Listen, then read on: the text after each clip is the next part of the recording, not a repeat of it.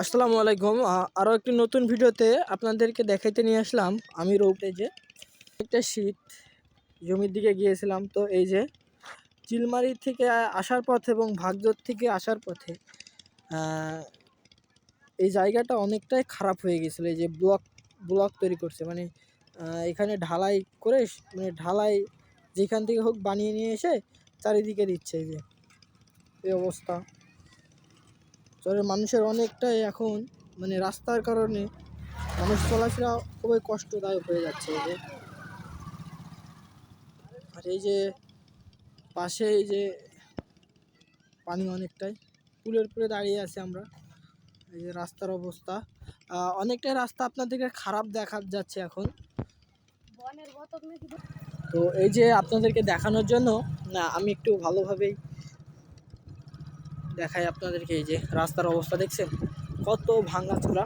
এই যে এটা কিন্তু চিলমারির রাস্তা, এটা রামকৃষ্ণপুরের উপর দিয়ে গিয়েছে। এই যে অবস্থা,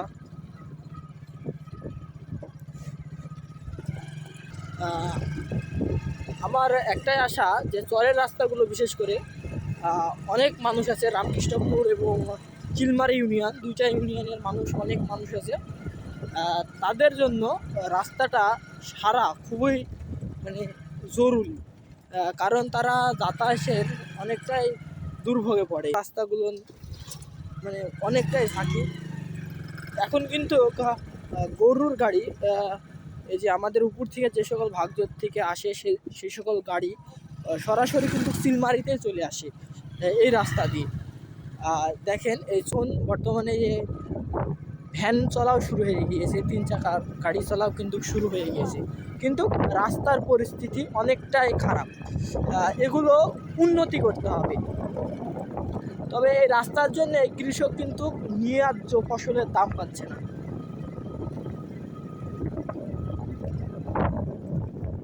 এই যে অবস্থা রাস্তাঘাটের,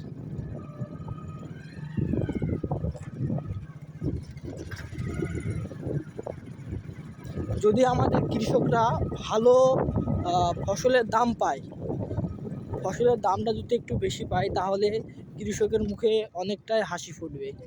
এই যে অবস্থা রাস্তার,